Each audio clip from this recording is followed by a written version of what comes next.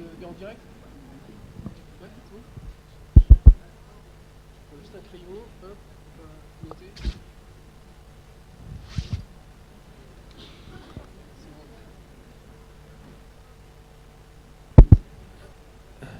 Est-ce que vous m'entendez?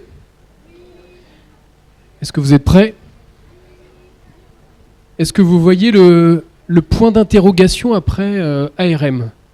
Très bien. Parce que je ne sais pas si vous avez vu, mais dans le programme, la Farm avait considéré qu'il ne fallait pas mettre un point d'interrogation. Donc moi, j'ai clairement mon intervention s'entend comme une question. Après, on aura peut-être la réponse, effectivement, de savoir s'il y a un risque pénal pour l'ARM. Si ce risque pénal est de plus en plus accru, ça vous me le direz. En tout cas, je voulais vous remercier la Farm, ses coprésidents et les membres du bureau pour leur invitation, parce que ça me fait très plaisir. Déjà parce que je crois qu'il se passe un truc assez dingue avec la Farm. Enfin, bravo pour tout ce que vous faites pour la profession et ce que vous allez encore faire. Oh, allez-y, applaudissez. Voilà.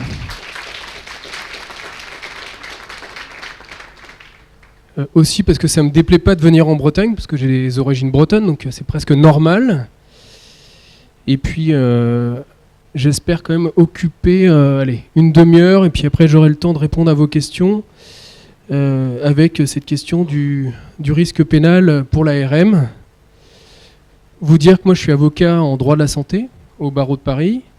Ça fait 12 ans que je suis avocat. J'ai un cabinet qui est composé d'une équipe de 4 personnes. On intervient exclusivement en responsabilité médicale. Donc vous êtes évidemment concernés au sens que vous êtes maintenant, vous étiez déjà, à mon sens, des professionnels de santé. Et on intervient à la fois devant les juridictions, que ce soit judiciaire ou administrative, quand il est question de l'engagement de la responsabilité et de ses conséquences indemnitaires. En gros, il faut passer à la caisse. On intervient devant les juridictions disciplinaires. Donc vous n'avez pas encore d'ordre professionnel, mais qui sait? Peut-être que la Farm va pousser encore un peu plus et vous aurez encore un peu plus de responsabilité, parce que ça va de pair. Donc on intervient devant les juridictions disciplinaires, donc pour les infirmiers, les sages-femmes, les médecins. Et puis on intervient aussi au pénal. Et c'est vrai qu'on a une certaine expertise, je parle de l'équipe en pénal, notamment la connaissance des professionnels de santé, de leur métier, et surtout de ce qui va déclencher ou pas l'engagement de la responsabilité pénale, parce que tous les avocats ont une connaissance textuelle, livresque, et après empirique de la responsabilité pénale, mais c'est vrai qu'en matière médicale, c'est quand même assez spécifique, surtout quand on voit quelle est la place et le rôle donné aux experts, qui vont clairement être le déclencheur de la responsabilité pénale. Et peut-être que dans le cadre de l'ouverture, à la fin de mon propos, je vous dirai ce que vous avez peut-être à faire pour les prochaines années pour que votre responsabilité pénale, si elle est engagée, au moins qu'elle soit bien engagée et pas par des gens qui ne connaissent pas votre métier. Alors je vais commencer juste par une introduction au droit pénal général. Non, je plaisante. Mais c'est vrai que le droit pénal, vous en avez peut-être une connaissance à travers ce que vous voyez sur les chaînes de télévision, dans les journaux. Peut-être qu'on vous a déjà dit, vous avez peut-être déjà déposé plainte en tant que victime. Peut-être que vous avez déjà été auteur d'infraction. Enfin, moi, en tout cas, je l'ai été. Alors, je sais qu'on est filmé, il faut faire attention. Je parlais de contravention, évidemment. Mais ce qu'il faut savoir, quand même, peut-être... c'est que votre qualité, votre statut d'agent public ne vous met pas à l'abri de la responsabilité pénale. Alors vous le saviez peut-être, mais en tout cas c'est une certitude, puisqu'il y a un principe en droit pénal c'est dans le code pénal, on l'apprend dès la première année de droit, c'est que nul n'est responsable pénalement que de son propre fait. Alors ça renvoie à l'idée qu'on est quand même responsable de son propre fait, et cela quelle que soit sa qualité, c'est-à-dire qu'on est tous égaux devant la loi, et l'agent public bénéficie pas d'une immunité qui ferait qu'il serait à distance de la responsabilité pénale. Au contraire, il est responsable de son fait personnel. Et qui, évidemment, pour être responsable, il faut que ce fait personnel soit une infraction. Donc ça, après, on verra comment on caractérise les infractions. Mais c'est en tout cas une certitude, c'est que votre qualité d'agent public est vraiment indifférente dans la mise en œuvre de votre responsabilité pénale. Alors c'est peut-être le moment de vous parler de la protection fonctionnelle. Je ne sais pas si ça vous parle. Qui a déjà entendu parler de protection fonctionnelle? Voilà, bon, il y a... Ok. Bon, ça veut dire que vous ne savez pas ce qu'est la protection fonctionnelle? Ok. C'est très bien parce que j'avais prévu de vous en parler. Bon, la protection fonctionnelle, juste pour la petite histoire, c'est une loi. Les juristes la connaissent bien, c'est la loi Le Port. C'est encore un breton. C'est une loi qui date de 1983, qui concernait les droits et les obligations des fonctionnaires. Et il y a un article 11 qui parle précisément de la protection fonctionnelle. Et il y est dit dans cet article 11 que la collectivité publique est tenue d'accorder sa protection aux fonctionnaires. Et là, c'est important aussi de noter à l'ancien fonctionnaire, parce que vous pourriez très bien être recherché plus tard, notamment au pénal, alors que vous n'êtes plus ARM ou ARM. Enfin, ça peut arriver, des évolutions dans sa carrière, c'est bien normal. En tout cas, cette protection, l'administration vous la doit, fonctionnaire ou ancien fonctionnaire, dans le cas où précisément vous feriez l'objet de poursuites pénales à l'occasion de faits qui n'ont pas le caractère d'une faute personnelle. C'est quand même beaucoup d'informations à ingérer. Bon, vous avez compris que si on vient vous rechercher au pénal dans le cadre de vos fonctions, en gros, eh bien, l'administration, c'est-à-dire l'établissement, est normalement en situation de vous accorder cette protection fonctionnelle. Sauf, petite exception, ce qu'on appelle la faute détachable. Je vous en parlerai après. Alors, il est dit dans ce texte qu'il faut faire l'objet de poursuites pénales. Poursuites pénales, on pourrait imaginer que c'est quand même assez restrictif et que ça renvoie aux poursuites devant le tribunal correctionnel. La réalité, c'est que c'est interprété de manière assez large et dès l'instant que vous êtes mis en cause au pénal, on verra tout à l'heure, mais si vous êtes convoqué pour une audition, alors non pas en tant que témoin, mais en tant que mise en cause, c'est-à-dire une audition libre ou une garde à vue, voire un peu pire, vous allez vous retrouver devant le juge d'instruction pour des faits qui concernent votre mission. Eh bien, c'est une mise en cause, ce ne sont pas encore des poursuites, vous n'êtes pas renvoyé devant le tribunal, mais ça vous donne le droit de demander la protection fonctionnelle. Alors peut-être que, je vais vous expliquer, parce que là on tourne autour du pot, on parle de protection fonctionnelle, on dit qu'on peut la demander, mais demander, ça donne droit à quoi? Alors juste avant cela, vous dire que pour la demander, il suffit simplement de faire une demande à l'administration, donc le directeur de l'établissement, celui qui est en charge peut-être du personnel médical aussi. C'est un mail, c'est une lettre, il n'y a pas de formalisme, il n'y a pas d'enjeu d'irrecevabilité pour cette demande de protection fonctionnelle. La seule exigence, il faut en gros que ça soit justifié. C'est-à-dire que si vous dites bonjour, je voudrais avoir la protection fonctionnelle, ça va être un peu court. Parce que il faut que l'administration puisse se positionner et donner son avis. Et notamment avoir la possibilité de refuser. Voilà. Donc justifier, c'est très simple. Il suffit juste de dire voilà, j'ai reçu une convocation pour une audition libre. J'ai reçu une convocation en vue d'un interrogatoire devant le juge d'instruction. Très souvent, d'ailleurs, l'administration l'a reçu avant vous et c'est l'administration qui vous a transmis la convocation. Donc en gros, voilà, c'est le serpent qui se mord la queue. Mais l'administration, parce qu'on est dans des enjeux de procédure administrative, aura besoin que vous formalisiez cette demande. Voilà. Donc, une lettre par mail, tout simplement. On ne se stresse pas. C'est pas parce qu'on met veuillez agréer, machin truc, que ça sera recevable ou pas. L'enjeu, c'est de justifier, donc en gros, de dire pourquoi on demande la protection fonctionnelle. Ce qui déclenche la demande de protection fonctionnelle, donc c'est la réception de cette convocation, en gros de ce qui fait qu'il y a une mise en cause avant même des poursuites, et l'administration va se positionner. Elle peut opposer un refus. Précisément, je vous ai donné le texte de loi qui dit que on peut bénéficier de la protection fonctionnelle dans l'hypothèse où on n'a pas commis une faute qui soit détachable, c'est-à-dire qui n'a rien à voir avec l'exercice de la mission, de vos missions. Bon, c'est assez rare, je vous mets à l'aise tout de suite, c'est-à-dire que, a priori, quoi qu'il arrive dans votre exercice professionnel, quand vous aurez à demander la protection fonctionnelle, le refus reste assez rare.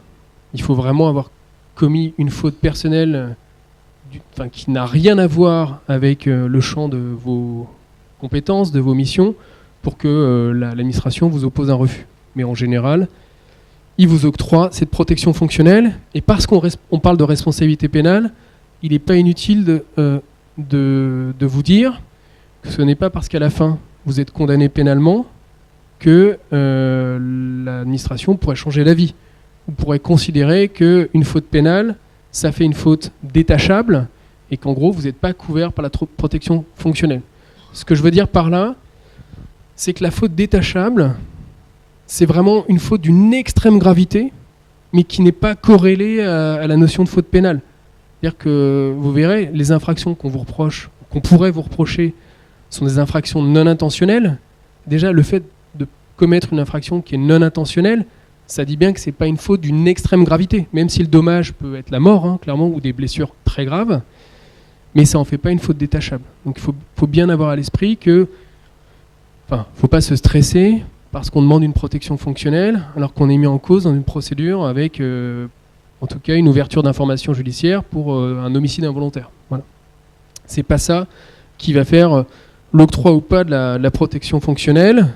Ça dira en tout cas de comment, là je fais attention à ce que je suis filmé, mais ça dira comment aussi l'administration vous soutient, parce que ce n'est que l'application d'un droit, mais c'est aussi la façon de vous dire, on vous aide à vous défendre, parce que c'est vraiment ça l'objet de la protection fonctionnelle.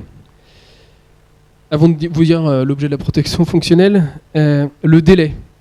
Le délai, alors j'ai envie de vous dire, c'est sans délai, c'est-à-dire que il ne faut pas être dans les starting blocks dès qu'on reçoit la convocation qui témoigne d'une mise en cause ou d'une poursuite pénale. Il n'y a pas de délai, mais le plus tôt le sait, mieux le sait, parce que précisément, vous verrez les droits que ça accorde. Et je dirais quand même, parce que je suis avocat, il faut que je prenne mes responsabilités, il y a quand même un délai qui est de 4 ans. C'est-à-dire que précisément, dès que vous avez connaissance de votre mise en cause et que cette mise en cause se matérialise par une convocation, eh bien, il ne faut pas attendre plus de 4 ans. Sinon, l'administration sera fondée à vous opposer un refus, précisément parce que votre demande est prescrite. Voilà. Mais bon, on n'attend jamais 4 ans pour demander la protection fonctionnelle, sauf si vraiment on a ce qu'on appelle une phobie administrative. Bon, pour vous parler du contenu de cette protection fonctionnelle. Ce que ça va vous permettre en tant que mise en cause, c'est la prise en charge, et c'est là où j'interviens, des honoraires et des frais exposés pour votre défense. En gros, les honoraires de l'avocat.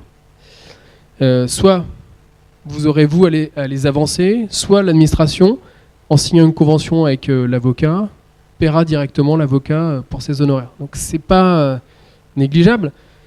Non pas que les avocats soient chers, mais, enfin moi je vois que ça fait sourire, donc c'est peut-être vrai, mais c'est, je pense, clairement une clé qui fait qu'on décide ou pas de se défendre, enfin clairement, parce que sortir 1500, 2500, 3000 euros selon je dirais, le niveau de procédure, ouais, c'est un sacré budget. Si on a l'assurance que ces honoraires-là seront pris en charge par l'établissement, dans le cadre d'un droit, c'est l'exercice d'un droit, c'est-à-dire la protection fonctionnelle, oui, ça change tout, parce que ça permet de ne s'intéresser qu'au fond, c'est-à-dire à sa défense, et de bien se défendre, et de ne pas avoir le stress que cet argent-là, en plus, est engagé, et ce serait sur vos deniers personnels. Voilà. Donc ça, c'est une chance. Il faut la saisir. Une chose, quand on demande la protection fonctionnelle, qu'elle vous est accordée, je parle toujours sous le contrôle de la caméra, il y a une pratique qui est de vous suggérer un avocat. On vous suggère un avocat précisément parce que l'établissement, dans le cadre des assurances qu'il contracte aussi des assurances pour se garantir des honoraires d'avocat qu'il aurait à payer dans le cadre des protections fonctionnelles à ses agents. Donc il y a une liste d'avocats fournis par la compagnie d'assurance, et j'en fais partie, et j'ai la fierté d'en faire partie. Mais ce qu'on vous dit peut-être pas assez, c'est que vous n'êtes pas obligé de choisir cet avocat. C'est pas parce que l'administration vous dit, voilà, je vous présente Renan Budet, qui est l'avocat qui est désigné par votre compagnie, que vous êtes tenu à me prendre comme avocat. Vous pourriez tout à fait choisir un avocat que vous connaissez par ailleurs parce qu'il vous a défendu pour un divorce et que vous avez une relation de confiance qui s'est installée avec lui.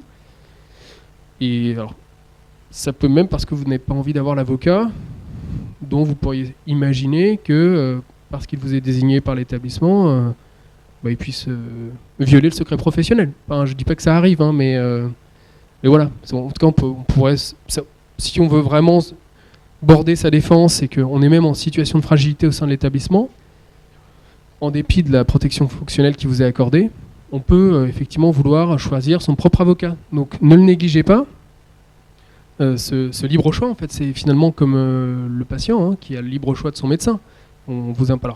À l'hôpital, ça peut être un peu plus compliqué d'exercer ce libre choix, mais ce que je veux dire par là, c'est que la protection fonctionnelle, que ce soit quand elle vous est accordée et après dans son exécution, n'impose pas de prendre l'avocat qui vous est désigné. Hein, ça, c'est très important et ça vous confortera aussi dans je pense, dans la meilleure stratégie de défense. C'est-à-dire que tout le monde a y gagné. Hein.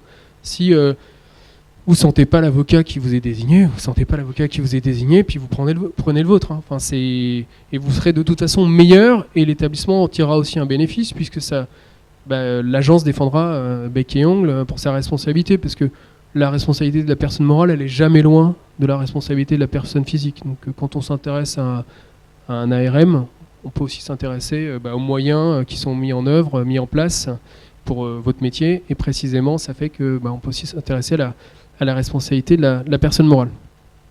Et si vraiment vous n'avez pas confiance, parce que maintenant vous êtes des professionnels de santé, vous pouvez aussi souscrire un contrat d'assurance. Voilà. Un contrat d'assurance, protection juridique.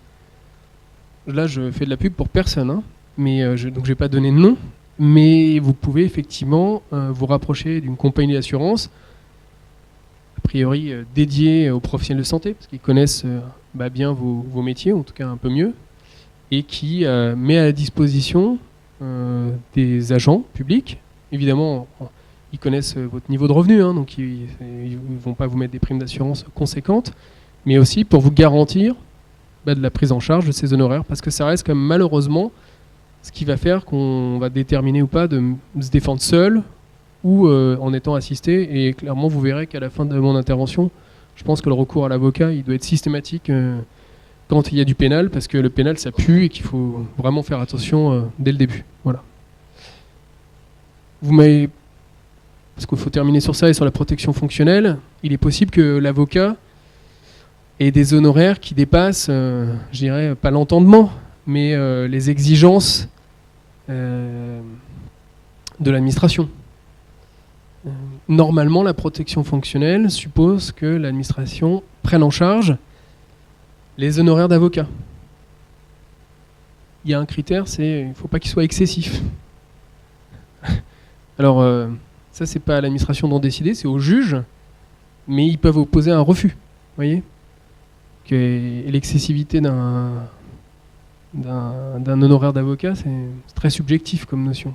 Hein, parce que et là je parle pour nous, c'est-à-dire que souvent l'avocat, on l'estime taiseux, notamment quand on est en garde à vue, parce que normalement on n'a pas le droit de parler, mais il y a le travail tout en amont qui est fait. Donc voilà, c'est un peu comme l'iceberg et la partie immergée, en fait il y a beaucoup de travail qui est fait, et donc tout travail méritant salaire, les honoraires peuvent paraître excessifs, mais en tout cas, voilà. Donc c'est aussi pour vous dire que la protection fonctionnelle s'entend la prise en charge des honoraires d'avocat, et dans leur totalité, sauf excès, mais là je ne pense pas que vous serez concerné par cette hypothèse-là. Donc vous avez compris que quand on parle de risque pénal, a priori ça vous concerne, que pour bien aborder votre défense, vous avez un statut d'agent public qui fait que vous pouvez dormir tranquille, vous aurez un avocat, que ce soit le vôtre ou celui désigné par l'administration, qui sera payé, donc qui travaillera, et vous pourrez alors aborder le fond du dossier. Alors, le risque pénal pour les ARM, c'est vous parler des infractions qui sont classiquement poursuivies. Alors, il y a un autre grand principe du droit pénal qui est de dire il n'y a point de crime ou de délit sans intention de le commettre. C'est-à-dire que, vous avez saisi, On ne peut pas considérer qu'une infraction existe sans qu'il y ait un élément, ce qu'on appelle un élément intentionnel. Sauf que, pour les professionnels de santé quels qu'ils soient, et particulièrement pour vous les ARM, cet élément intentionnel, il fait défaut. C'est que précisément, les infractions classiquement poursuivies sont des infractions non intentionnelles. Donc je ne vais pas vous parler d'un meurtre, je ne vais pas vous parler de blessures volontaires, parce qu'a priori, vous ne faites pas le bon métier, quoi. C'est-à-dire qu'il y a eu un problème de casting. Là, je vais vous parler de ces infractions qui concernent véritablement les professionnels de santé, en ce qu'ils exercent leur métier, avec les difficultés, les conditions, les moyens qui sont les leurs, donc on les connaît, et qui malheureusement, par une négligence, une inattention, une maladresse, eh bien, vont commettre une infraction. Et vous percevez bien qu'il n'y a pas d'élément au sens un élément intentionnel. Alors, on parle d'infraction non intentionnelle, et ce qui va importer, c'est que le résultat, le dommage, résulte pas de la volonté de l'auteur. Vous imaginez bien que quand vous êtes ARM et que finalement il y a quelqu'un qui reste sur le carreau ou qui est gravement handicapé parce que finalement il n'y a pas eu de thrombolyse et il se retrouve que le monsieur est paralysé d'un côté, oui, là il y a un dommage. Il y a un résultat, mais c'est pas le résultat que vous auriez souhaité pour ce patient en exerçant votre métier. Alors, le résultat, c'est des atteintes à l'intégrité de la personne qu'on classifie. Je ne sais pas si vous avez déjà entendu parler de l'ITT, c'est l'incapacité totale de travail. C'est une notion assez connue de tous, mais qu'on retrouve aussi dans le code pénal. Et précisément pour les infractions non intentionnelles qui vous concernent, c'est-à-dire les atteintes involontaires à l'intégrité de la personne, donc c'est-à-dire la personne est encore en vie, mais il y a une atteinte, c'est le résultat. On distingue les infractions qui ont donné lieu à un dommage, à une atteinte avec une ITT inférieure ou égale à 3 mois. Donc demain, en gros, il y a une régulation qui se passe mal, et évidemment, ce n'est pas votre choix. Il en résulte pour la personne une hospitalisation pendant 2 mois à l'hôpital, mais qui a un lien de causalité avec le fait que vous avez commis une faute de négligence. Ça va faire que cette infraction, au sens du code pénal, est une contravention. C'est-à-dire que vous vous retrouverez devant le tribunal de police avec, parce que c'est une contravention et devant le tribunal de police, le risque que la sanction qui soit prononcée à votre encontre soit une peine d'amende avec un maximum de 2500 €. Voilà. Il peut arriver que de votre fait personnel, il y a une faute, il y a un dommage, mais on ne le quantifie pas, c'est-à-dire qu'il n'y a pas d'ITT. Voilà. Bon, dans cette hypothèse-là, ce sera une contravention de 2e classe, 150 €.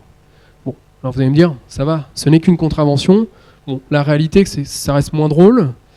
Et quand on se retrouve devant le tribunal de police, au milieu d'infractions qui sont des contraventions routières, ça se voit. C'est-à-dire que quand on est à l'audience et qu'il y a un professionnel de santé, quel qu'il soit, infirmière d'un CHU ou autre, c'est jamais une partie de plaisir. Et souvent, le tribunal dégage du temps pour ça. C'est-à-dire que c'est plus une audience de 1 demi-heure comme on aurait traité une contravention courante au code de la route. C'est une audience de 2 heures, 2 heures et demie, où on va parler d'une contravention, avec des conséquences quand même donc une ITT de moins de 3 mois, ou égale à 3 mois pour une personne. Voilà. Une personne qui peut, par la suite, être décédée, mais ça sera sans rapport avec les faits. Donc ça reste quand même une épreuve pour l'agent qui se retrouve devant le tribunal de police avec cette contravention. Si cette atteinte a eu comme conséquence une ITT supérieure à 3 mois, et bien là, on passe de la contravention au délit. Ce qui fait que vous êtes susceptible d'être poursuivi devant le tribunal correctionnel. Donc là, c'est clairement changement d'ambiance. Là, vous vous exposez à une peine d'amende, maximum 30 000 euros, et une peine d'emprisonnement, une peine de 2 ans d'emprisonnement. Voilà. Juste que vous sachiez, la peine d'amende, c'est comme la peine de prison. C'est vous qui l'exécutez, hein. C'est pas l'administration. D'accord ? Il n'y a pas de protection fonctionnelle pour ça. Bon, les juges le savent. C'est-à-dire que souvent il y a du sursis. Parce que vous imaginez bien qu'au pénal, on s'intéresse à la personnalité des gens, au contexte, et que les magistrats ont l'habitude de se poser ces questions-là, parce que ça fait partie de ce qu'ils doivent faire, et que précisément, la peine d'amende, on la prononce avec du sursis pour pas taper au porte-monnaie, parce que c'est pas l'idée. L'idée, c'est qu'il y ait une peine, mais qu'elle n'est pas non plus, qu'elle soit, c'est plus que dissuasif, là, ce serait punitif, et c'est pas non plus la vocation de la peine. Il faut aussi que ça permette une réhabilitation. Voilà. Donc, si jamais vous êtes condamné à une peine ferme d'amende, qui ne soit pas avec sursis, ce sera pour vous, et ce sera versé au trésor public. Hein. Ça n'ira pas aux victimes. Voilà. Bon. Dans ces infractions non intentionnelles, je vous ai dit, tout dépend du résultat que vous n'avez pas voulu. Et ce résultat, ça peut être évidemment le décès. On parle là d'homicide évidemment involontaire. Mais les peines sont un peu plus élevées, puisque là, c'est 3 ans d'emprisonnement et 45 000 euros d'amende. Ces textes qui concernent les atteintes volontaires, donc ITT, et homicide involontaire ont en commun de nous expliquer quelle est en gros la faute qui peut vous être reprochée. Alors vous allez me dire, mais c'est un peu compliqué parce que c'est la jurisprudence qui l'explique après ces textes-là, et c'est clairement au cas par cas. C'est pas moi qui vous dirai aujourd'hui, si j'ai fait ça, c'est quoi ? C'est une faute d'attention, inattention, une négligence ? Ce sera selon la nature du dossier. Mais en l'occurrence, la faute qui va être recherchée, dans les 2 cas, que ce soit pour l'homicide involontaire ou pour les blessures involontaires, c'est une faute par maladresse, ou par imprudence, ou par inattention, ou par négligence, voire même dans certains cas, un manquement à une obligation qui est prévue par la loi ou le règlement. Voilà. C'est-à-dire qu'il y aurait un texte très précis qui vous, dans vos fonctions d'ARM, imposerait de respecter telle obligation prévue par la loi ou le règlement. En général, pour les professionnels de santé, on arrive à échapper à cette problématique-là parce que vos compétences et ce que vous avez à déployer, ça relève plus de la pratique professionnelle, voire d'un protocole, mais ça n'a pas la valeur de, je dirais, obligatoire, prévue comme le permet la loi ou le règlement. Donc voilà la nature de la faute. Et aussi, la particularité de ces délits non intentionnels, c'est qu'on va regarder comment ces fautes ont contribué au dommage. Et ça va faire que le niveau de preuve va être plus ou moins exigeant pour engager votre responsabilité pénale selon comment la faute a causé le dommage. Si la faute cause de façon directe le dommage, on va aller chercher une faute simple. D'accord ? C'est-à-dire, en gros, vous avez envoyé aucun moyen de secours, vous avez raccroché. Parce que vous avez zappé, hein, vous avez eu un autre appel, voilà, le truc horrible, mais qui peut arriver. On comprend bien que c'est non intentionnel, vous n'avez jamais voulu la mort de la personne qui... Si ? Ah bon, la caméra est là, si vous voulez vous signaler. Bon. Là, on verra comment ça se détermine, parce qu'il y a toute l'enquête pénale, mais cette faute, imaginons que sans cette faute, il n'y aurait jamais eu de décès, et que ce décès n'a comme que seule cause exclusive cette faute, c'est-à-dire on imaginerait que la pathologie du patient, le fait que c'était pas une petite partie quand même qui explique le décès, bon, on est un peu dans la science-fiction, mais ça arrive, et bien là on vient chercher une faute simple.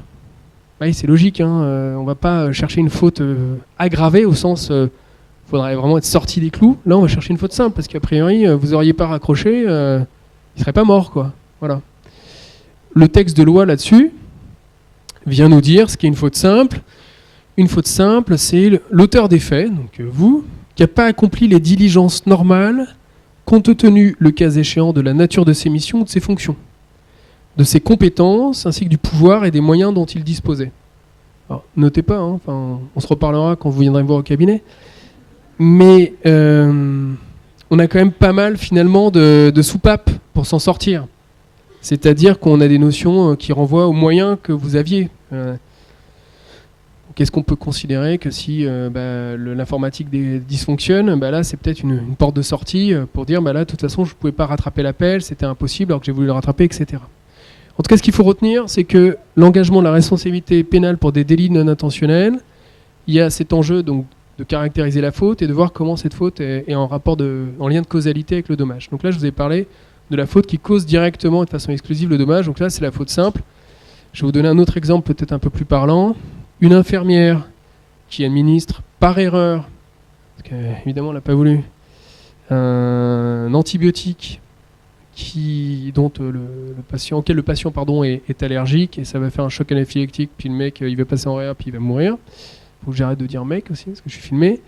Là on voit bien que c'est une faute simple, parce qu'il est décédé de l'administration d'un médicament qui de toute façon était contre-indiqué dans la situation de... Voilà. Donc il n'y a pas un niveau d'exigence probatoire, puisque la faute est là.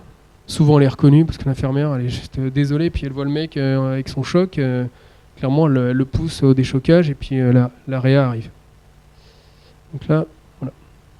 Et puis, et ça ressemble quand même plus à la réalité, il y a la situation où la faute de l'agent n'a pas causé directement le dommage, mais a contribué au dommage. C'est pas un mec, je continue, en parfaite santé qui vous appelle. Alors si, celui-là a priori, il n'a pas besoin de vous, quoi. C'est une douleur thoracique, c'est quelqu'un qui, je sais pas, a des vertiges, est en train de vomir, je ne sais pas.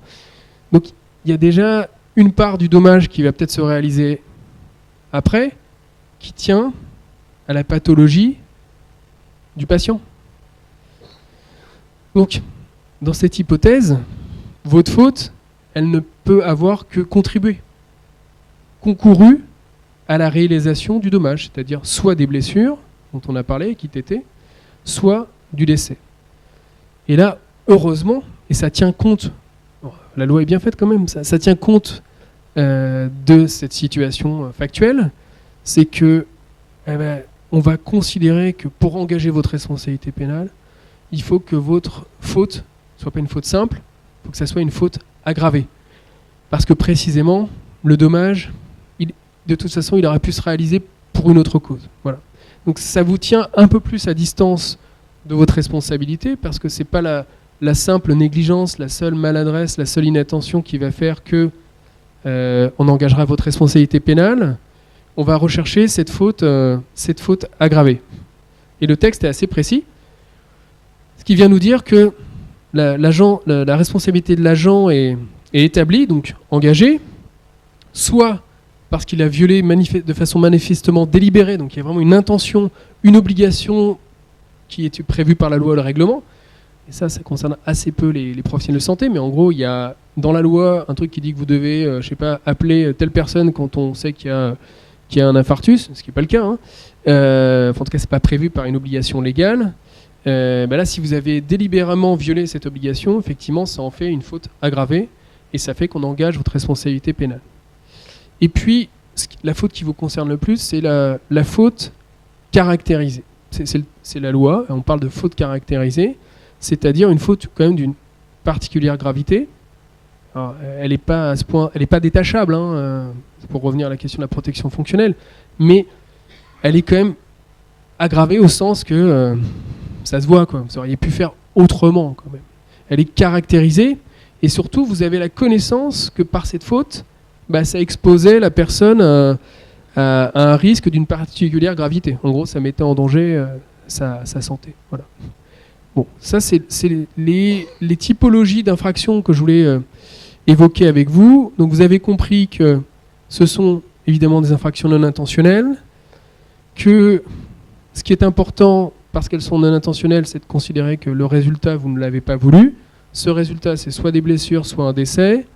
Et selon comment votre faute a participé au résultat, au dommage, on viendra vous rechercher sur une faute simple, relation exclusive avec le dommage, soit une faute aggravée, donc caractérisée avec vraiment une connaissance du danger auquel vous exposiez le patient, et là, ce sera une causalité indirecte. Voilà la typologie des infractions qui vous concernent et qui sont habituellement mises en œuvre. Alors, maintenant, on va passer au troisième temps. Je suis dans les temps, non? Je ne sais plus. Bon. Midi, ouais. Bon. C'est pourtant la partie la plus longue. C'est la question de la mise en cause jusqu'aux poursuites. Parce que là, je vous ai donné une connaissance textuelle des choses. Et ces fautes, ces infractions, elles vont émerger à la faveur des enquêtes. Évidemment, l'enquête, elle commence soit parce que le procureur s'autosaisit, clairement, il ouvre une enquête, soit parce qu'il, voire même, il demande à ce qu'il y ait une ouverture d'information judiciaire, parce qu'il y a eu une telle clameur, et puis, je ne vais pas dire que vous êtes dans le scope des médias, mais malheureusement, quand ça déconne, ça se voit bien. On en parle beaucoup, il y a même des bandes qui circulent sur les réseaux. Et ça peut faire que spontanément, les autorités judiciaires ouvrent une enquête pénale ou demandent à ce qu'il y ait un juge d'instruction qui soit désigné. C'est pas une obligation, mais ça arrive. Et puis il peut aussi y avoir la famille qui va déposer plainte dans la gendarmerie locale ou le commissariat de police local. Et on va avoir tous les actes qui vont ponctuer la procédure d'enquête ou d'information judiciaire. Et ces actes qui vont permettre en gros d'aboutir et de répondre à l'équation qui est de savoir s'il y a une infraction pénale. Donc, c'est pour ça qu'on ouvre toujours une information judiciaire, une enquête sur un type d'infraction, souvent la plus haute. Je ne veux pas faire une référence à l'affaire Palmade, mais il y a beaucoup de gens qui, dans l'affaire Palmade, se sont étonnés qu'on parle d'homicide involontaire sur un fœtus, mais c'est précisément le parquet ouvre toujours la qualification la plus grave parce que peut-être qu'après, effectivement, l'enquête démontrera que ce fœtus, quand il y a eu l'accouchement, il est né vivant et viable, ce qui faisait qu'il était une personne juridique et donc on pouvait bien parler d'homicide involontaire. Donc il y a en tout cas cette ouverture vous concernant pour des délits non intentionnels. Et puis après, il y a plein d'actes d'enquête qui vont faire qu'on va réunir une somme d'éléments pour déterminer s'il y a une infraction et à savoir à qui on la reproche. Voilà. Je vais vous parler des choses, des actes d'enquête auxquels vous avez peut-être été déjà confrontés, c'est les auditions. Auditions comme témoin, auditions comme mise en cause. Je vais vous parler un tout petit peu de l'interrogatoire première comparution devant le juge d'instruction. Je vais vous parler de l'expertise, et puis après l'audience, là on parle non plus de mise en cause, mais clairement de poursuite devant le tribunal. Je vais aller un peu plus vite. L'audition comme témoin. L'audition comme témoin, peut-être que vous avez déjà reçu des convocations. Ça ouvre aucun droit. Parce que le témoin, c'est le témoin des faits. C'est-à-dire qu'a priori, il n'est pas suspect.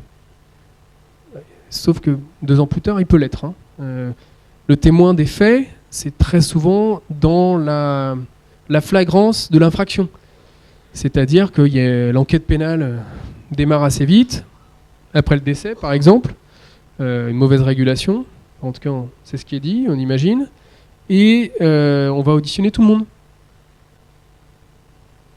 La problématique, c'est que quand on est auditionné comme témoin, a priori, on est là que pour donner à entendre ce qu'on a constaté, pas autre chose.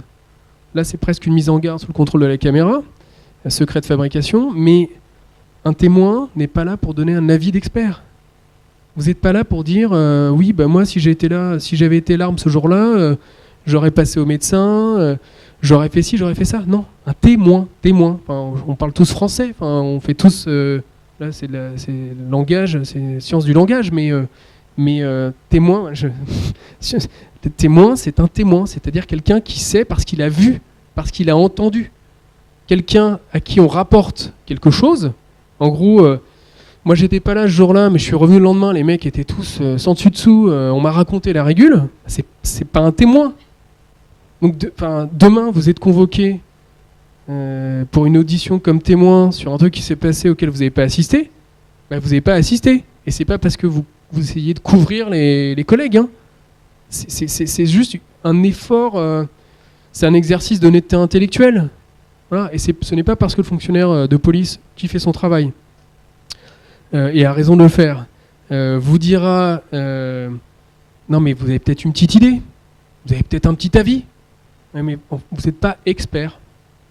C'est prévu, hein, il y a des dispositions du code pénal, enfin du code de procédure pénale, pardon, qui permettent la réquisition d'un expert. Donc si demain on vous dit vous avez une expertise, hein, ça fait 10 ans que vous faites ce métier, puis en plus vous êtes superviseur, donc venez, très bien, vous serez expert, vous donnerez votre avis. Mais un témoin n'est pas là pour donner son avis. Donc je vous mets en garde, je vous mets d'autant plus en garde que le témoin, il n'est pas assisté, il n'a pas de droit. Donc vous ne savez pas ce qui est le vrai du faux, jusqu'où on peut aller, ce qu'on a le droit de ne pas dire. C'est pas parce qu'on vous pose des questions, hein, encore un biais quand même assez classique, c'est pas parce qu'on vous pose des questions qu'il faut avoir des réponses. Hein.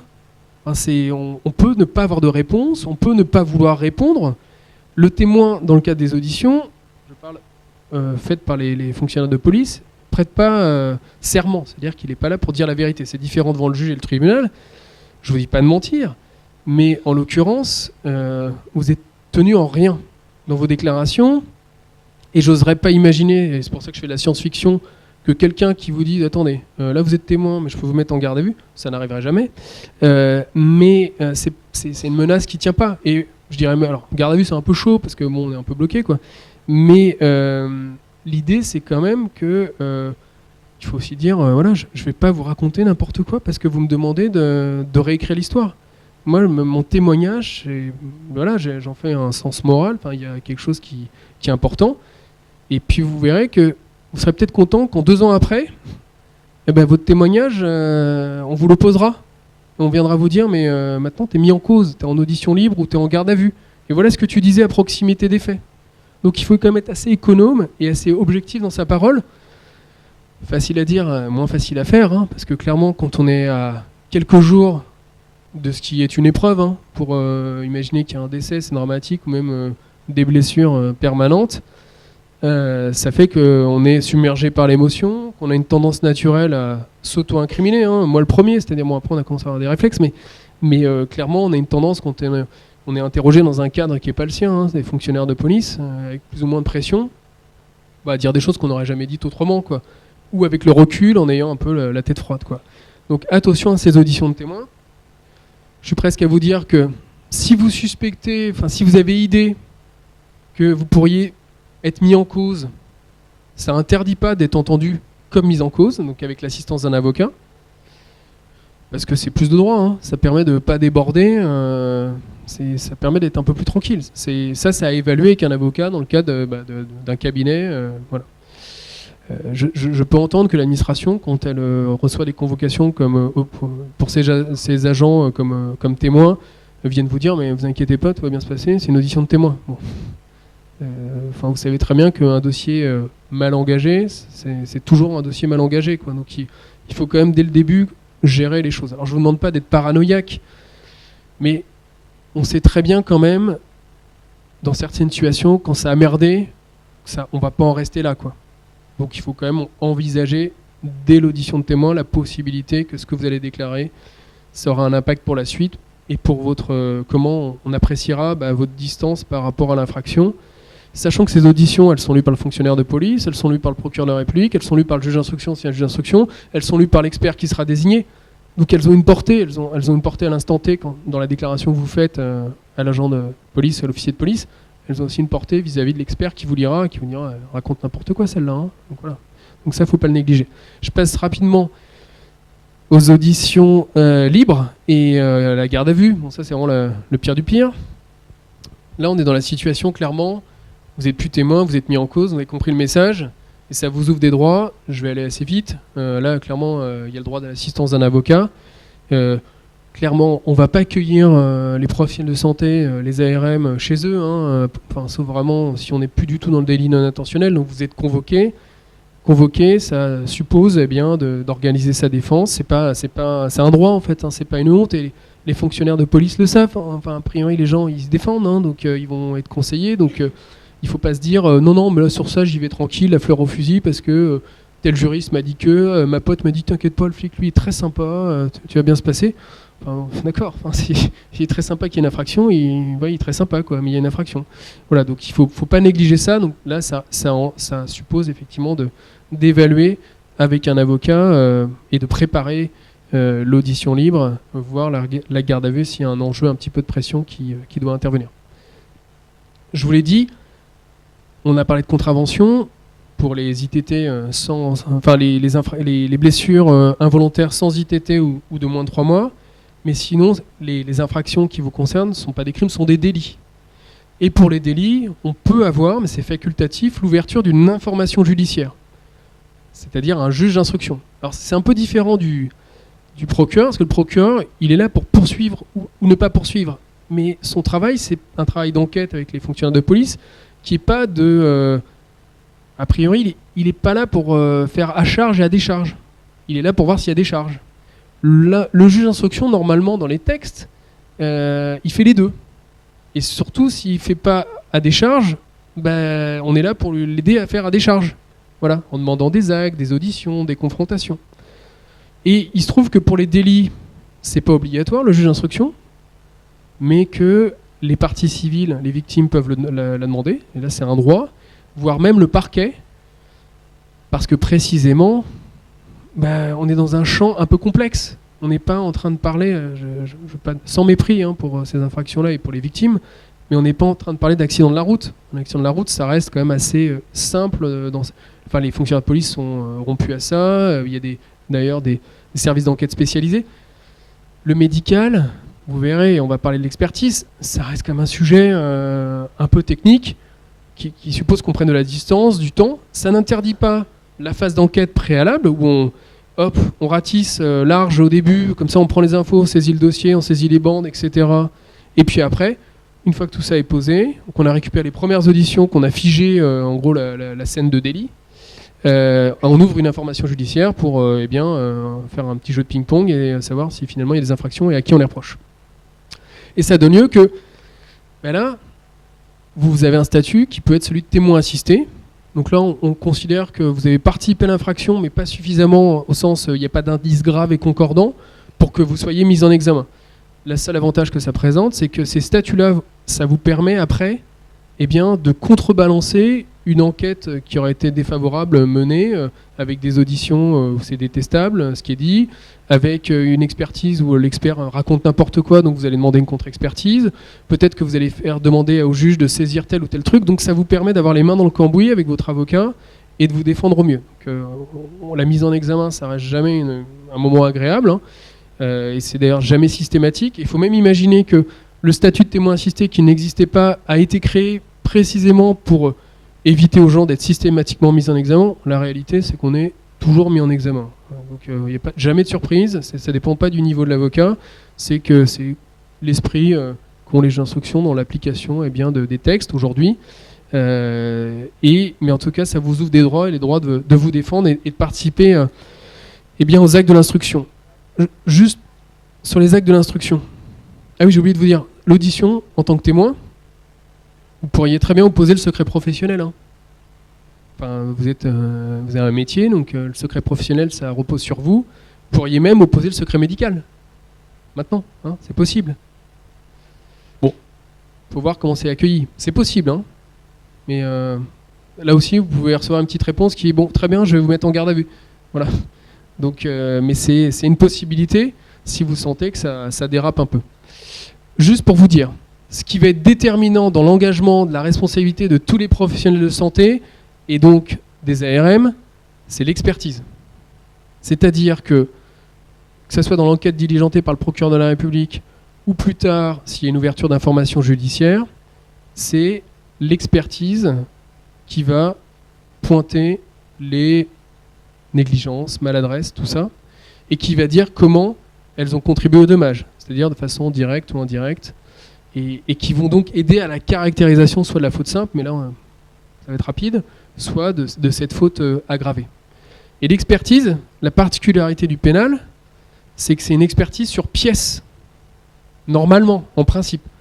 C'est-à-dire que le procureur de la République va transmettre, si c'est une enquête pénale simple, va transmettre le dossier médical, les bandes, à un expert, dont c'est jamais bien souvent la compétence. Alors je vais faire attention. Mais bon, voilà, chacun son métier. Et qui va donner un avis d'expert. C'est un avis de technicien. Sauf qu'en réalité, cet avis, il est déterminant. C'est-à-dire que c'est vraiment, moi je dis toujours, c'est le cœur du réacteur en matière d'enquête pénale. C'est-à-dire qu'une expertise, c'est déjà un gros caillou dans la chaussure, quoi. C'est-à-dire qu'une expertise mal faite qui dit, bah là, attention, c'est une faute, et en plus, c'est la cause directe et exclusive du décès, il va falloir se battre, quoi. Parce que c'est un expert auprès des tribunaux, qu'il est médecin légiste, etc. Voilà. Cette expertise, elle peut aussi être demandée par le juge d'instruction. Hein, c'est tout à fait possible. Et là encore, par principe, c'est sur pièce. Et quand on a la possibilité, parce qu'avec le juge d'instruction, normalement les expertises, on peut y avoir accès si on est déjà parti au dossier, elles nous sont notifiées et on a des droits. Et notamment, on a le droit de demander un rapport provisoire, c'est-à-dire que les conclusions de l'expert ne soient pas gravées dans le marbre et qu'on puisse discuter avec l'expert, au-delà de son analyse sur pièce. Et on peut même demander à ce que l'expert nous reçoive pour avoir nos déclarations. Et ça, je vous assure, il faut le faire, il faut le demander. Parce que entre lire un dossier, écouter des bandes dans son bureau et pas avoir l'arme en face de soi, déjà pour qu'il y ait une prise de conscience, parce que c'est toujours facile d'avoir un avis sur un papier en étant déconnecté d'une réalité. Si on a un arme qui s'effondre parce que la situation est traumatisante, je pense que ça impacte l'expert aussi. Il n'y a pas ça, hein, c'est pas une stratégie de procédure, c'est juste un principe de réalité, c'est-à-dire que il faut que ces professionnels qui sont sollicités pour leur avis technique prennent conscience que leurs conclusions ont un impact ou auront un impact déjà sur la vie personnelle et après sur la vie professionnelle au sens de l'engagement d'une responsabilité pénale. Et ça permet aussi de personnifier les difficultés que l'arme a pu rencontrer dans le cadre d'un déclenchement d'un moyen de secours et peut-être percevoir aussi que l'expert ne maîtrise pas parfaitement. Parce que ça reste assez spécifique votre métier, ça reste assez technique. Peut-être que l'expert il n'a jamais rien vu de tout ça en réalité. Donc ça, il faut vraiment, c'est là où tout se joue et c'est là où il faut avoir une défense très active, très proactive. Et alors, il y a une chose qui est vraie en droit pénal, et je vais commencer à bientôt terminer, c'est que ce n'est pas parce que c'est interdit par les textes qu'il ne faut pas le demander. Hein, qui ne tente rien à rien, mais c'est aussi demander les choses, même si c'est interdit, c'est une façon de ne pas être d'accord. C'est une façon de défendre une autre position dans le dossier, quoi. Ça, c'est très important. C'est vraiment le souci des pénalistes, c'est systématiquement de se battre. Même contre un mur, on continue de se battre. Parce que les enjeux, comme je vous les ai dit, c'est des peines d'emprisonnement. Et je ne vous ai pas encore parlé des peines complémentaires, parce que je ne voulais pas vous faire peur, mais ça peut être aussi l'infraction ayant été commise par le fait de vos fonctions. Ça peut être aussi l'interdiction d'exercer, hein, qui soit définitive ou sur plusieurs années. Donc ça, il ne faut pas le négliger. C'est des peines complémentaires assez rares, mais ça fait partie quand même de la panoplie du tribunal. Donc l'expertise, je termine. L'audience, l'audience, là, ça veut dire qu'a priori, vous n'êtes plus mis en cause, vous êtes poursuivi. Bon, ça se prépare, mais rien n'est fait. C'est-à-dire que ce que le juge, que ce soit, soit le procureur qui a décidé de vous poursuivre devant le tribunal, soit le juge d'instruction, a eu comme avis sur le dossier, c'est-à-dire que lui, il considérait qu'il avait plus de charges d'éléments à décharge pour vous renvoyer le tribunal, mais le tribunal, il peut ne pas avoir cet avis-là. Il peut avoir une lecture neuve du dossier, parce qu'il n'a pas eu les parties civiles pendant 2 ans qui sont venus toquer à leur porte en disant, vous savez, c'est terrible ce qui nous arrive, et c'est terrible ce qui leur arrive, mais il y aura un détachement peut-être par rapport au dossier qui permettra que le juge du fond, il pourra considérer qu'il y a une voie pour la relaxe. Hein. Donc c'est pas parce qu'on se retrouve poursuivi devant le tribunal que tout est fait et tout est joué. Au contraire. Je termine. Combien? 5 minutes 2 minutes ouais. Donc là, je vous ai parlé des étapes clés de la mise en cause jusqu'aux poursuites. Juste pour vous rassurer, vous dire que autant vous êtes tenu par les peines d'amende qui pourraient vous être infligées, et encore je vous ai expliqué quand même que les juges ont une parfaite compréhension des situations des uns et des autres et et de ne pas infliger des peines juste pour infliger des peines, donc c'est plutôt du sursis. Quand votre responsabilité pénale est susceptible d'être engagée, vous n'êtes pas tenu à indemniser les victimes. Les victimes d'une faute pénale, elles ont un dommage à réparer.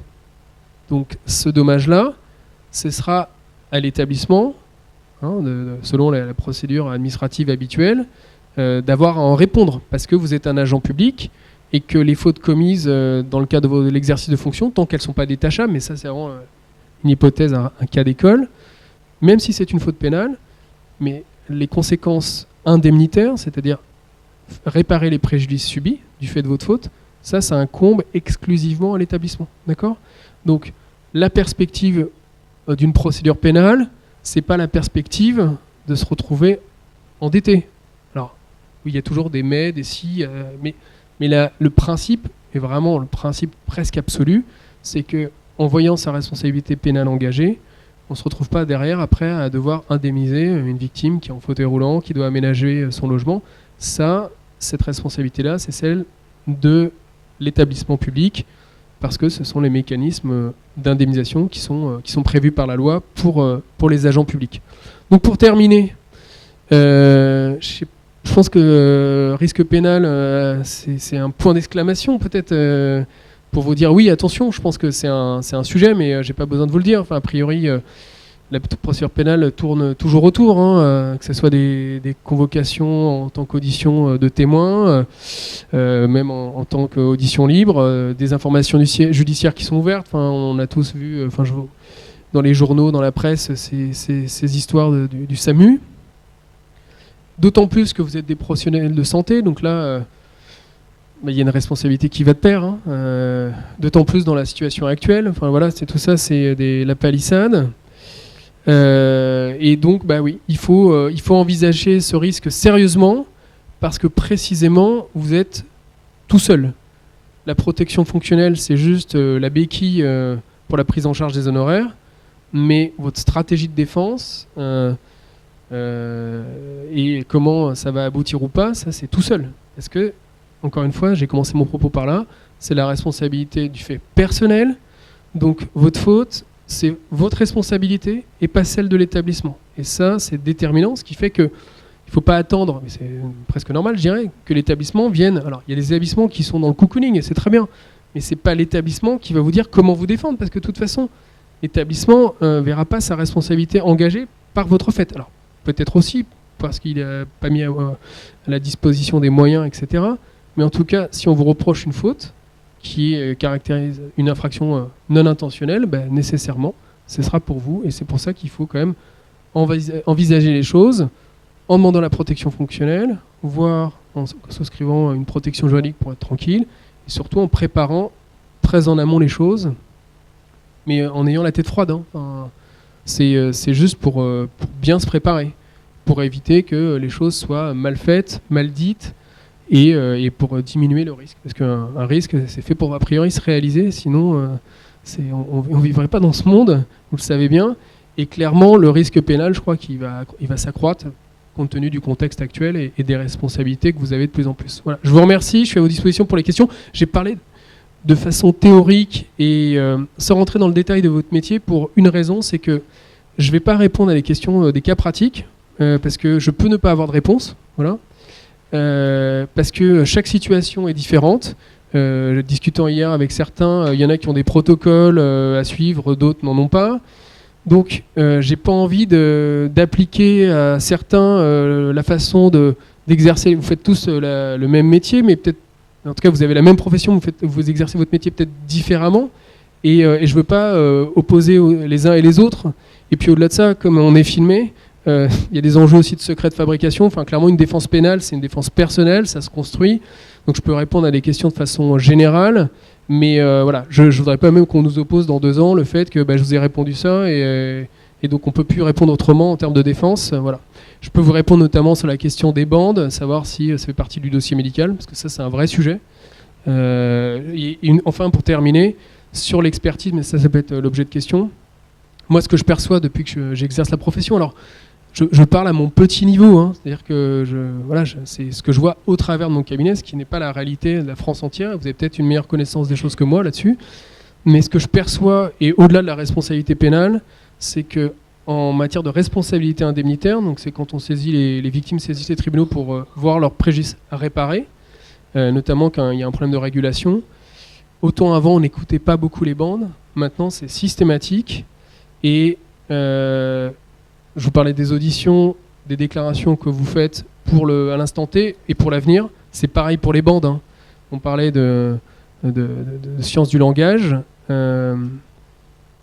J'ai vécu des moments un peu pénibles, alors c'est pas pour moi, mais enfin en tout cas particuliers, quand on se retrouve à écouter des bandes dans le cadre d'une responsabilité médicale avec un décès à la clé. On ne sait pas qui a fait quoi, mais en tout cas ça fait partie du job de l'expert d'aller écouter les bandes, et qu'on a cette partie de la conversation entre, je sais pas, les pompiers et l'arme qui relève plus du... je sais pas, il y a un terme anglais pour ça, hein, mais qui relève plus effectivement de la petite conversation limite dragouille, et qui fait que c'est juste... Alors, ça permet de se détendre, hein, on n'a pas de souci, hein. Enfin, je ne suis pas en train de parler un jugement de valeur, sauf que quand les bandes sont saisies, on les retrouve dans leur intégralité, et on se retrouve un peu gêné devant la famille, à devoir dire, mais vous savez, tout le reste, c'est professionnel, c'est de la régulation, c'est bien fait, il a suivi le protocole.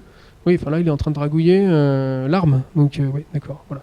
Et je vous assure que normalement, ça vous impose quand même, parce que vous êtes enregistré, d'avoir quand même à contrôler ces moments-là, peut-être d'échappement, qui sont importants pour votre métier, pour relâcher la pression, mais qui font que quand on se retrouve, imaginez au pénal, dans une salle d'audience, on diffuse les bandes son, et il y a les 30 secondes que l'avocat de la partie civile veut absolument faire écouter parce que ça dragouille, quoi, alors que ça n'a rien à voir avec le schmilblick, mais sauf que ça pollue la réflexion de tout le monde, hein, clairement. Enfin, c'est même ce qui reste, hein.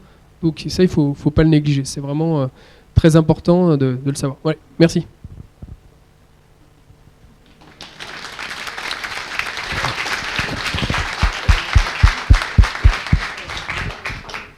Y a-t-il des questions ?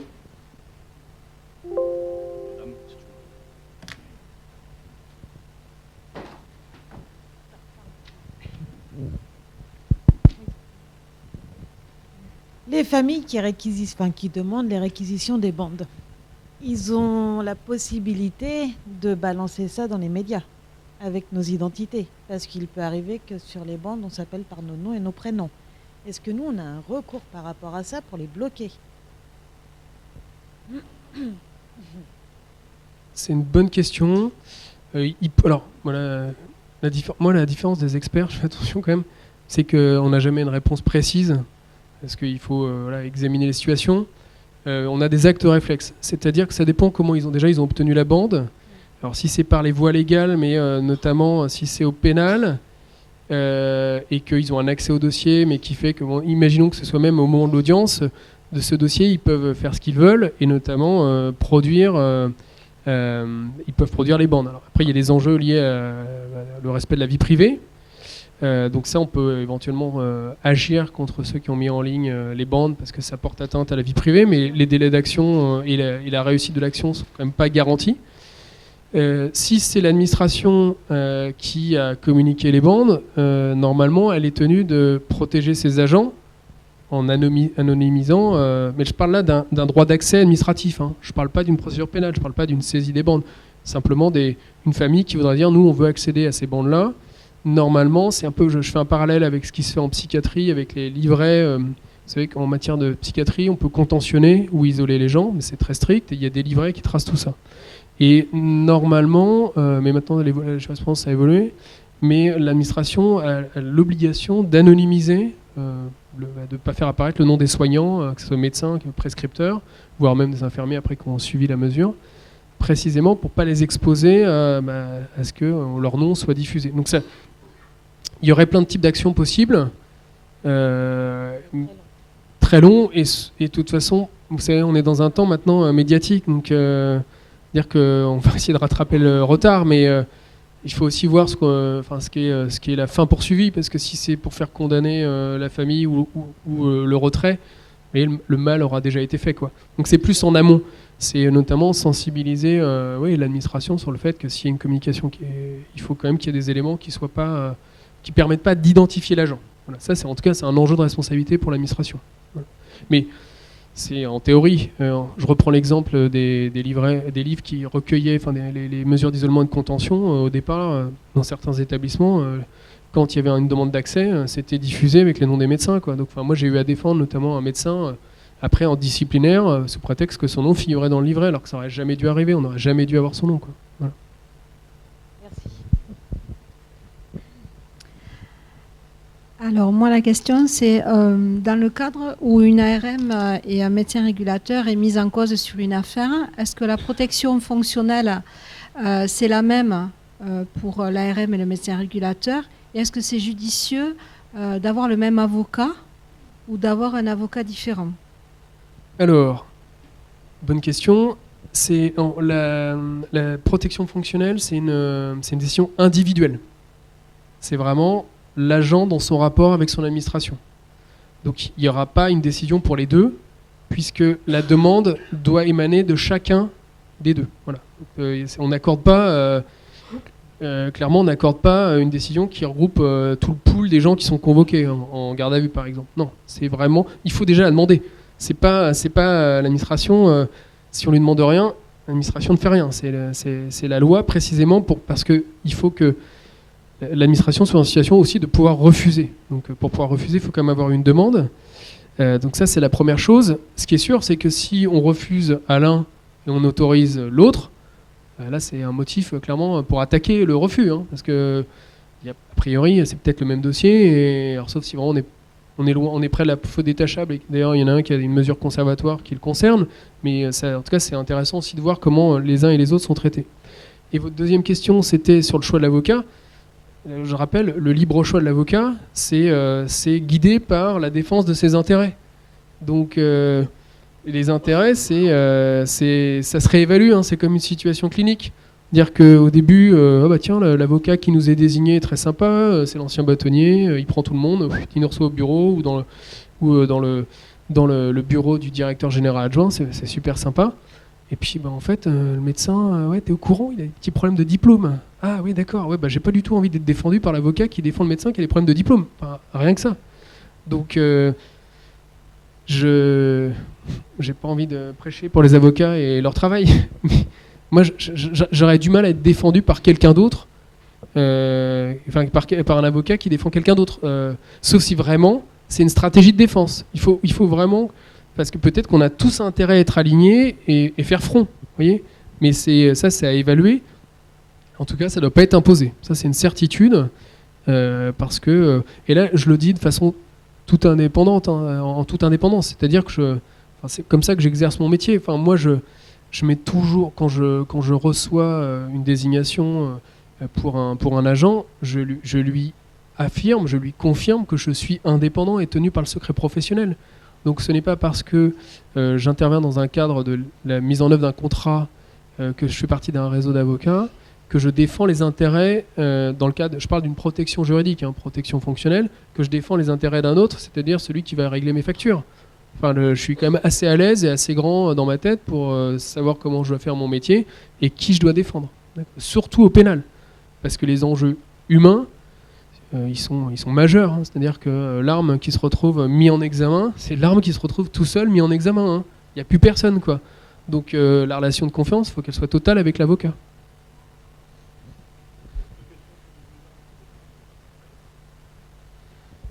Je voudrais savoir, moi, qui détermine que c'est une faute détachable au service? Oui. Excuse-moi.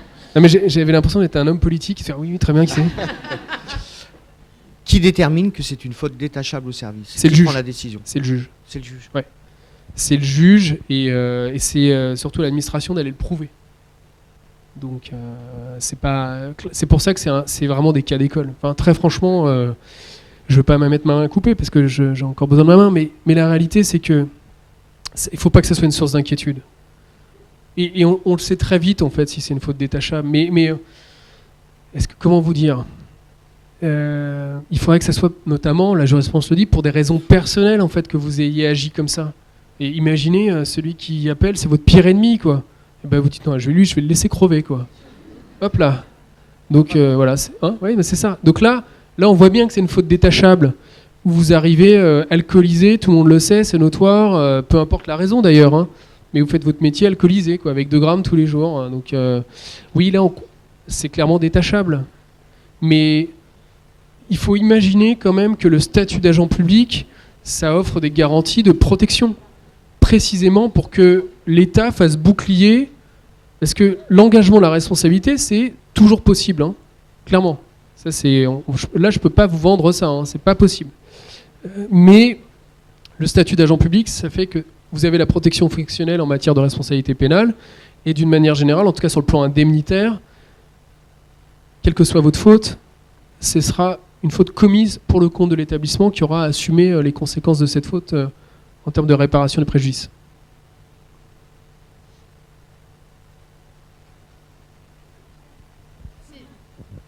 Rapidement, le fait d'exercer le métier d'ARM, en fait, tant qu'on a passé l'appel au médecin régulateur, notre métier se termine là, en quelque sorte.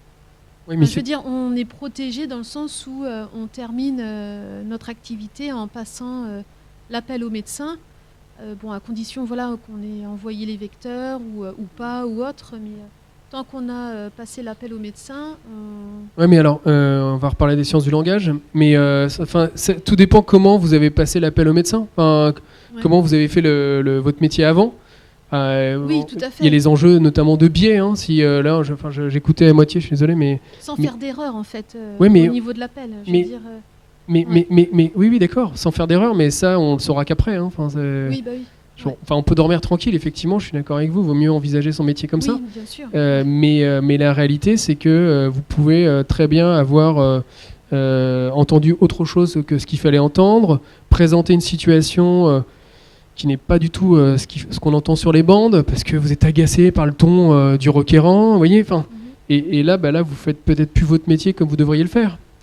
Et il va y avoir un biais, puisque le médecin qui est dans un rapport de confiance et qui attend d'avoir les bonnes informations de votre part, il va, soit lui, il a la capacité de se dire je vais reposer les mêmes questions, soit il va se dire non, ça, je fais confiance, de toute façon, il fait nuit, et puis voilà. Et donc ça, c'est à ce moment-là en fait que les choses, au contraire, se jouent. Et il y a des dossiers, effectivement, où c'est là où joue la responsabilité, clairement. D'accord. Ok, ça marche. Ouais. Merci.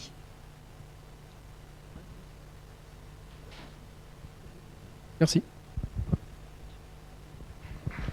Merci, maître.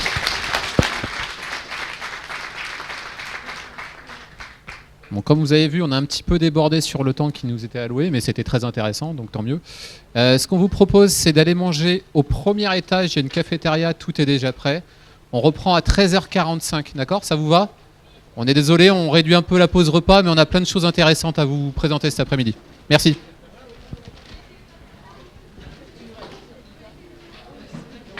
On n'est pas responsable, hein.